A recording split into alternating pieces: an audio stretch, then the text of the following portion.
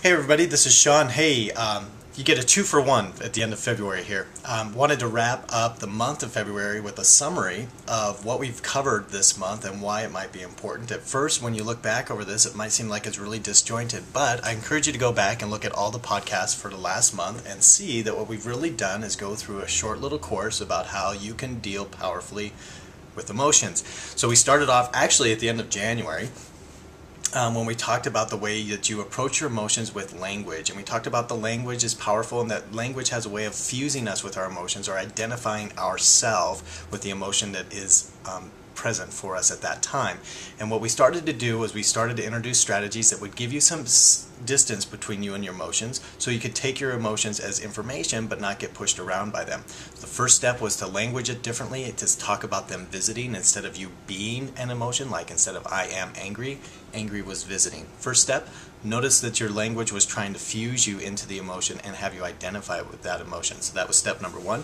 Step number two was I had a cold in February, and we talked about what we can learn from approaching our emotions from a standpoint of things happen, colds happen, but they don't stop us from doing things. So emotions might move in, and we talked about emotions like weather, that they might move in and they might go on, they might stay for a while, they might be sunny, they might be rainy or stormy, but they don't mean anything about us. It's just what happens. Just like weather happens around us, it doesn't mean anything about us, but it does help us decide. We take a little bit of information from them and from the weather, and we decide what we want to do with our actions.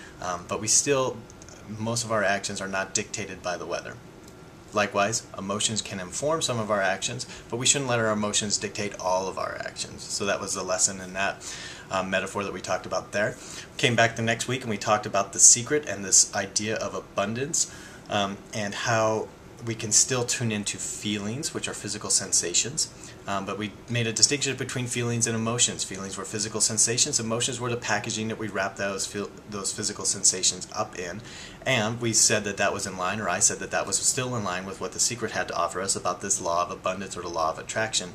What you put out into the universe is what you get back. So you can either wrap the experience up in positive packaging and get that positive stuff back, or you can wrap it up in negative packaging and get more negative stuff back. But the choice is up to you. Again, the theme is that you can first separate yourself from your emotions. Second, not get pushed around by your emotions. Third, actually choose the way that you package up your emotions and send them out into the world so that you get more of the stuff that you're looking for coming back.